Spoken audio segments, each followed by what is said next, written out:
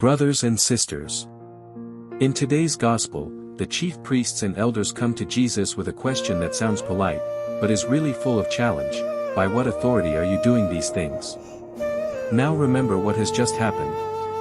Jesus has cleansed the temple, he's overturned the tables, driven out the money changers, and confronted those who turned worship into business.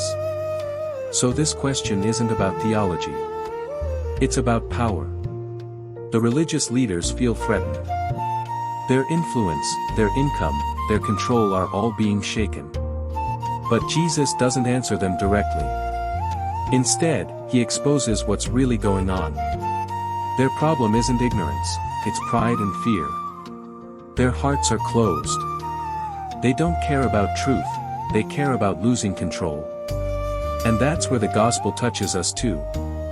Because sometimes we also resist Jesus' authority, not in words, but in the ways we cling to comfort, success, or reputation. St. Paul says, "The love of money is the root of all evils." Money itself isn't bad, it's our attachment to it that blinds us. When money or status or influence become idols, they quietly take God's place in our hearts. So today, Jesus asks each of us, whose authority do you live under? Do you really belong to me? Or are there corners of your life where something else rules, fear, greed, or pride? True discipleship isn't selective. It means surrendering everything, our plans, our ambitions, even our fears, to Christ. Only then can His love set us free to live with joy, justice, and mercy. And friends, this gospel also challenges our leaders in the church, and all of us who serve in any way.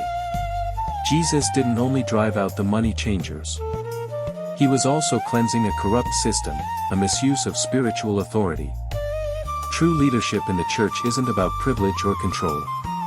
It's about service, humility, and care for God's people. I remember speaking with an elderly woman who wanted to donate a piece of land to the church. But heartbreakingly, a priest tried to have the property placed in his own name, using non-Christian Bucinez people to seal it. The woman was deeply hurt. She withdrew the gift and carried that wound for years. I encouraged her to bring that pain to Jesus, to lay it at the cross. Because only Christ can heal wounds that come from betrayal in sacred places.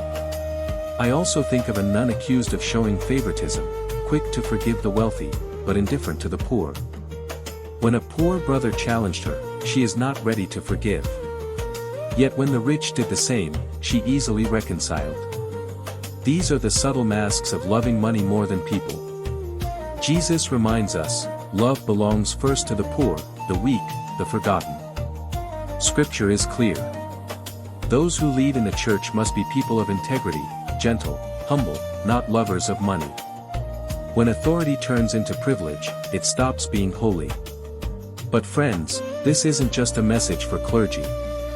It's for all of us who lead families, communities, or ministries. Every act of leadership is meant to serve, not to dominate. Still, forgiveness in these matters isn't easy.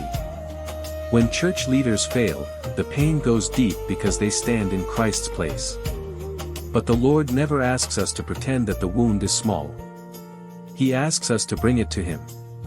Forgiveness doesn't mean forgetting, it means allowing Christ to carry the burden with us, transforming pain into peace. So today, let's pray, for those who hurt, and for those who lead. Let's ask God to purify our hearts, to burn away greed, pride, and fear.